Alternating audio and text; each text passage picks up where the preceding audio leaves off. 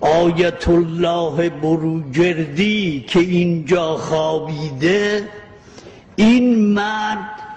در اواخر عمرش با اون سن پیری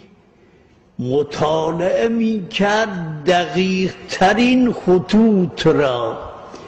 بعد قصه خودشو نقل کرد، گفت چشم من به یک دردی مبتلا شد، معالجه هرچی کردم اثر نکرد،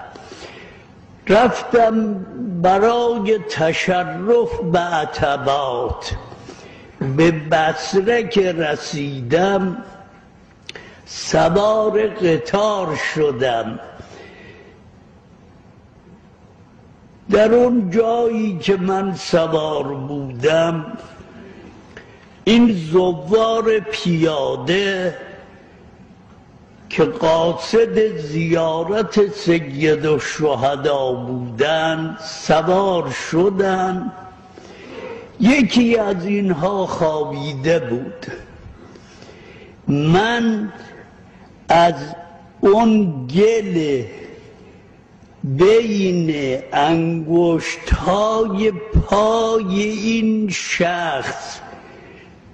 یک کمی برداشتم، به هر دو چشم مجروحم مالیدم،